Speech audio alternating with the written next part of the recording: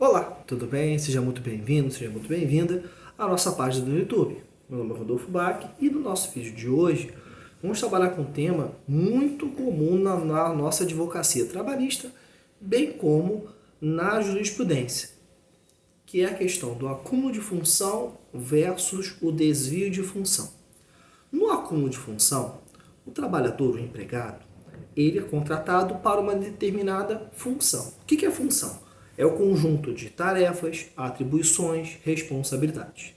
Contudo, no caso concreto, ou seja, na realidade dos fatos, ele passa a realizar as atividades ou o conjunto das atividades atinentes a outra função, além daquelas para as quais ele foi contratado. Então, por exemplo, eu tenho um empregado que trabalha como assistente administrativo.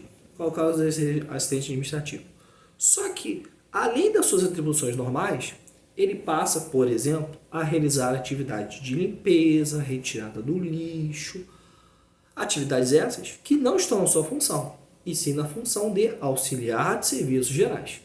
Nesse caso, nós teríamos um acúmulo de função, atinente à atividade de.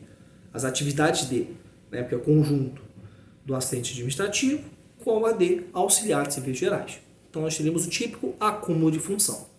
Esse acúmulo, por analogia, nós aplicaríamos o artigo 13 da Lei 6615 de 78, que é a lei do radialista, que lá prevê um acréscimo de 10, 20 ou 40%, além do salário normal, para contraprestar esse acúmulo.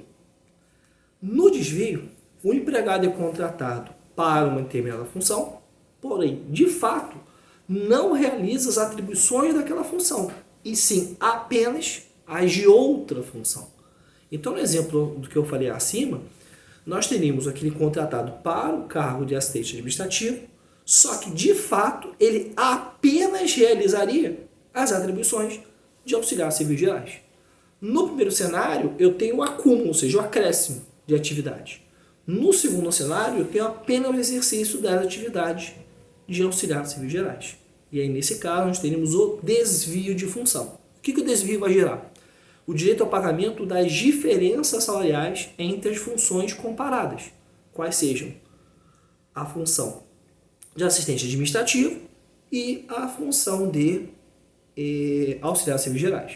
Então, eu pegaria uma e outra, verificaria a diferença de uma para outra e pleitearia em juízo essa diferença. É claro que, normalmente, isso fica mais claro quando são funções com remunerações uma mais alta do que a outra.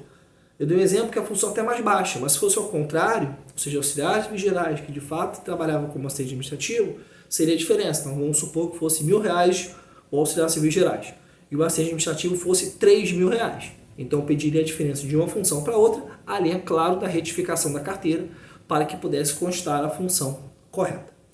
Beleza, pessoal? Agradeço a você por ter visto esse vídeo, você que nos segue. Muito obrigado pelo carinho. Poder clicar aqui embaixo no sininho. Se você está assistindo pela primeira vez, siga a gente. Só clicar aqui embaixo e, inclusive, se inscrever no nosso canal. Beleza, pessoal? Até o próximo vídeo.